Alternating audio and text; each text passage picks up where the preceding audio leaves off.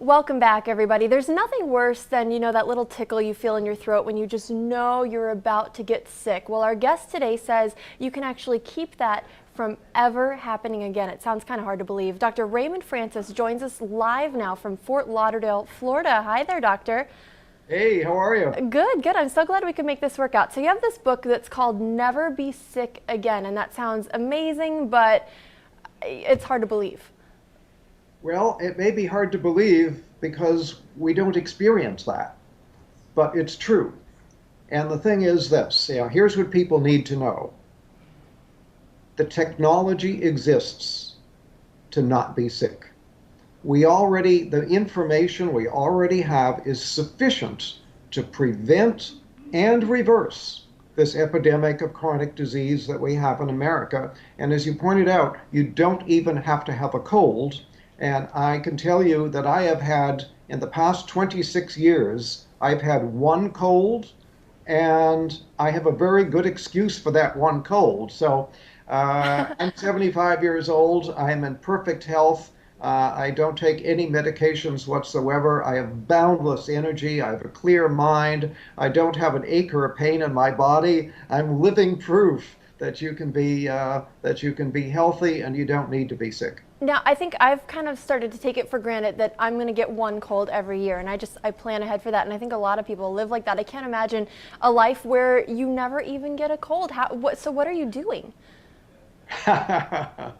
Well, I have to tell you, at age 48, I almost died. My death was a medical certainty, and I had to use my own knowledge of biochemistry to save my life and then to restore my health. And that's what got me interested. Almost dying really caught my interest. What I do, I changed my diet. I changed my lifestyle. I've learned how to eat good food. I take very high quality supplements. In fact, I now make my own supplements and sell them. They're very, very high quality. I get regular exercise. I meditate on a regular basis. So in short, I changed my diet. I change my lifestyle, and I take very high quality supplements, and that's why I'm so healthy. So what are some changes that all of us can take? Because not everyone is able to, make their own supplements in their home. So what are some simple things that we can do right now to keep ourselves from getting sick again? Okay, well, simple things. If you want to do one thing and only one thing, get off of sugar. Sugar is a deadly metabolic poison. And if you look at it from a biochemical standpoint as to what happens to you when you eat sugar, I wish I had a blackboard here right now and I could fill a whole wall with Wow. what happens when you eat just 1 teaspoon of sugar. Now, what about the sugar in, say, like fruit or apple juice or something like that? Well, apple juice, no, but fruit. If you eat a piece of fruit, that's okay. A Okay. fruit juice is not okay because you get too much bioavailable sugar and you get a sugar spike in your blood. But when you get a sugar, you can eat 1 teaspoon of sugar. Within 2 hours, your immunity will be reduced by 50%. And then people say, oh, I caught a cold. No, you didn't. You reduced your immunity and you then made yourself susceptible to an infection. So that's why I don't get colds. I don't get infections because I keep my immunity strong. I don't eat sugar. All because of sugar. So that bag of jelly beans we've been passing around here in the newsroom ever since Easter, that's something that's hurting us. Bad idea. Bad idea. Yeah, you don't want to do that. Sugar, as I say, is a deadly metabolic poison, and what I mean by that is that it screws up all of your biochemistry. Just 1 or 2 teaspoons of sugar will throw your normal biochemistry into chaos for a period of 6 to 8 hours. And that's not very much sugar. It doesn't That's sound what like a lot. sugar.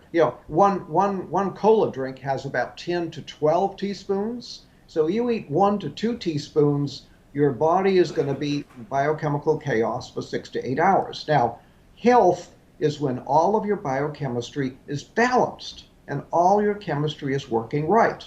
When you eat sugar, you throw that balance out for 6 to 8 hours. So if you eat sugar in the morning, put some sugar in your coffee or have a breakfast cereal with a contained sugar, and then have more sugar at lunch and more sugar in the evening, guess what?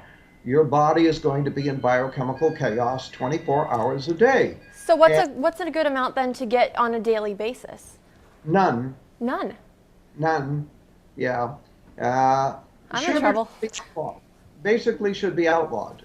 We should not, and here we allow children, we don't allow children to smoke cigarettes. We don't allow children to drink alcohol, but we allow them to buy sugar and eat sugar.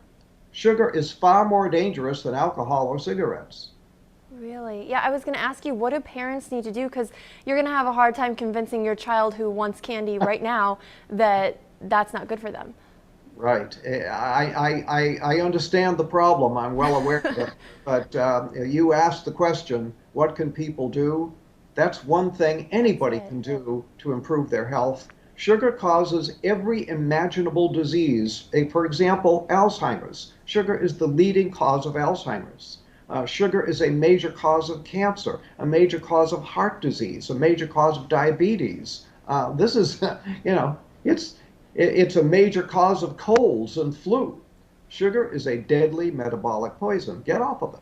Now, let me ask you, how did you come to this understanding of sugar? Because if it's so bad, why aren't we hearing about this all over the place? A lot of, my doctors never told me not to eat sugar. Yeah, well, nobody ever told your doctor, and your doctor is not doing the research to find out. And the sugar industry spends so much money on campaign contributions to members of Congress that sugar is actually subsidized in America.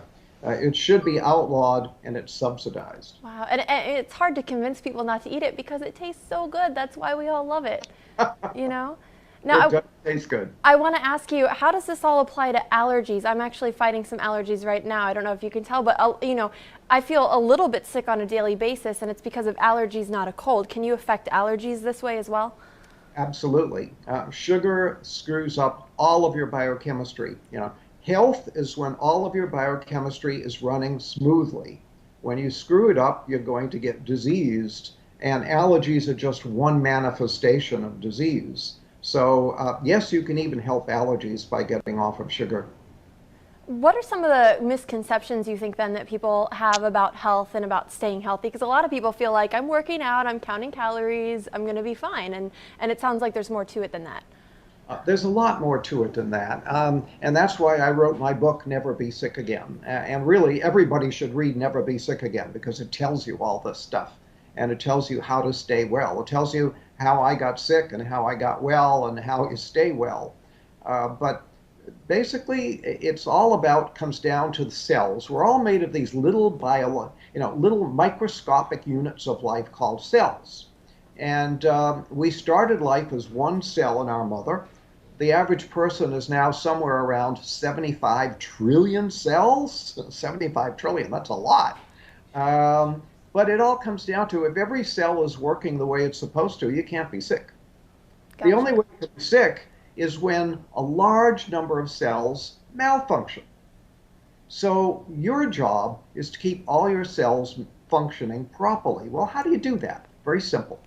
You give the cells all the nutrition they need on a daily basis, and they have a grocery list of what they need. So give them what they need on a daily basis, and keep them free of toxins that can interfere with the normal function of the cell, and then the cells will function normally, and then you can't be sick. So you see, you can live a disease-free life simply by keeping your cells functioning normally. It sounds so simple when you say it. We do need to take a quick break. We have so much more to talk about. You actually wrote an entire book just on cancer, and I know a lot of people are going to be really interested.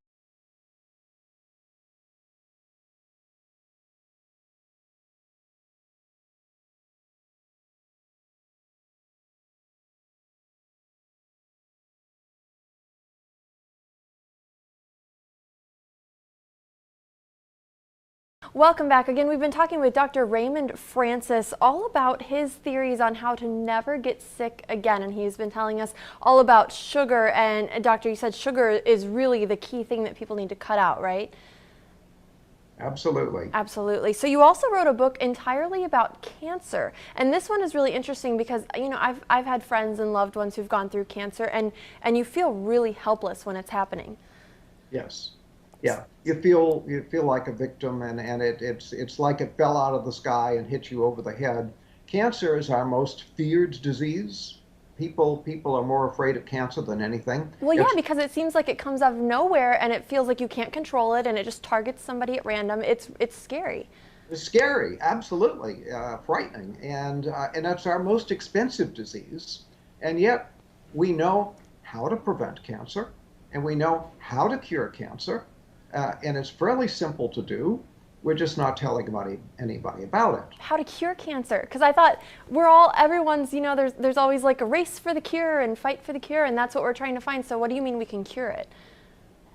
Yeah, well, all the research has been mostly wasted because it doesn't really get at how to cure cancer. Most of the research dollars go to how to measure cancer and how to treat cancer, but not how to cure it or how to prevent it. And again, the technology, the knowledge to prevent and cure cancer already exists. All we have to do is teach it to people, put it to use, and that's why I wrote a whole book on it. My book, Never Fear Cancer Again, because you don't need to fear cancer. Never fear cancer again because we know how to prevent it, we know how to cure it. All we need to do is teach people how to do it. So what is the cure?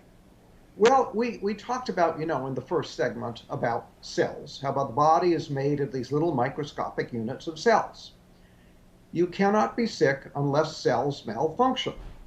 Well, when cells malfunction in a certain way, we get what we call cancer.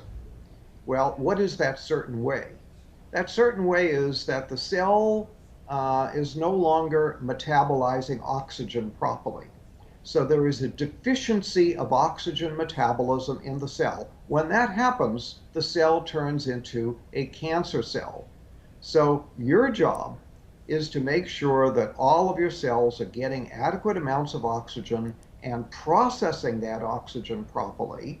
And then if you have cancer, you have to again make sure that the cells are getting and processing oxygen, and then the cancer simply goes away and disappears. I mean, we have people who read my books with stage 4 cancer, people who were sent home to die. They're told by their doctor, there's nothing more we can do for you. Go home, call hospice, die. They read the book, they cure their cancer, and it's all gone. It's so simple to do. So how do you make sure that your cells are getting enough oxygen? Because I can't tell. I mean, my cells look fine to me. I don't know. Yeah, well, they do look fine. Well, one thing you can do is to stop eating sugar. In fact, you have to stop eating sugar, especially if you have cancer. Cancer cells eat only one food, and that's sugar. Really? Oh, yeah. Oh, and I had they no eat idea. a tremendous amount of sugar. So if you eat sugar, you're feeding the cancer. So if you have cancer, you have to be off of all sugar. And if you want to prevent cancer, be off of all sugar. Sugar causes cancer in many different ways. For example, we talked about the fact that sugar lowers your immunity, damages your immunity. Well, your immune system is your #1 defense against cancer. So if every day you're constantly lowering your immunity because you're eating sugar, you're going to make yourself more susceptible to cancer. Then if you do have a cancer cell in your body, the cancer cell needs a lot of sugar. So if you're eating a lot of sugar, you're feeding the cancer cell, helping it to grow.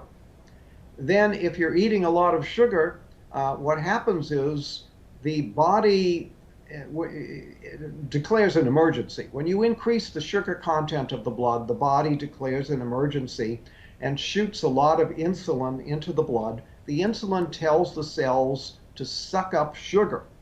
So the cells do that. They go and they take all the sugar up, but now the cell has too much sugar. And what the cell does is it produces a saturated fat out of the sugar, and then it puts the fat into the cell membrane. Well, when you put the fat into the cell membrane, you damage the ability of oxygen to get into the cell. So when you eat sugar, you damage your cell membranes, you lower the amount of oxygen that can get into the cell, and now you may be creating cancer because you're creating an oxygen deficiency in the cell. Now we want to reiterate too, Doctor, what you mentioned in our first segment, which is that natural sugar is better, right? If you go for fruits, is that still okay to be eating fruit? Because we've all heard fruit is so healthy. Fruit is healthy. Fruit juice is not healthy because now you're getting too much bioavailable sugar too fast. But eating fruit is very healthy. There's nothing wrong with that. For example, I'll tell people with cancer to drink a lot of carrot juice, for example, and say, well, don't carrots contain sugar? Well, yeah, there's some sugar in the carrots, but the carrot juice is very, very healthy. So something like V8 might be a good choice. No, not a No? good choice because you're basically dealing with a lot of vegetables that are probably are very moldy and very old and just not healthy. So you're taking a lot of unhealthy stuff and making an unhealthy drink out of it. Wow, I thought V8 was the healthiest drink you could go to. Now we only have a couple minutes left, but we want to talk about your other book, which is actually dealing entirely with weight loss. And this is something else you say, that people can lose weight for good and not do it through dieting, right? Absolutely, you shouldn't diet. Dieting is very bad for you, especially yo-yo dieting. Lowers your immunity and can actually damage your heart, do a lot of problems. So what you want to do is lose weight. Well, the simple way to do that is to stop eating sugar. And I'm starting to sense a theme here with the sugar. Seems Yeah. like that's the answer to all of these problems. Sugar is a key. In fact, I talked once with a researcher at Harvard Medical School, and I said, do you think there's such a thing as a key to disease? And he said, well, probably not. But he said, if there was such a thing as one single key to disease, that key would be insulin. And when you eat sugar, you make your insulin go up. When your insulin goes up, you throw your body into chaos. All your hormones are in chaos. Everything's in chaos. So sugar is very key, and not eating sugar is very key to making yourself healthy. And when you eat sugar, you make your insulin go up. Well, when you make your insulin go up, what happens is that gives a signal to the cells to not get rid of any fat. In fact, it tells cells to store fat. So when insulin goes up, cells will store fat. So as long as you keep your insulin high, the cells will store fat. So you can't lose weight that way. The only way to lose weight is to stop telling the cells to store fat, because the body manages this. The body manages everything. It manages your blood pressure, manages your temperature, manages your blood sugar. The body manages everything. It manages the amount of fat in your body as well. But it has a switch that controls it. It's like a thermostat. When you have too little fat, it'll say store fat. When you have too much fat, it'll say burn fat. So burn fat, store fat. You keep the fat in the body normal. When you eat sugar, you make the insulin go up. The insulin turns on a switch that says store fat. Gotcha. And as long as that switch is in the on position, I have people that come to me and they say, I eat like a bird and I'm still gaining weight. But they're eating the wrong things, maybe. That's right. That switch that says store fat is still on. So even though they're not eating many calories, they're still storing fat. Gotcha. I wish we could sit here and talk about this all day. Unfortunately, we are out of time. But if you're interested in any of these books, just check out the website.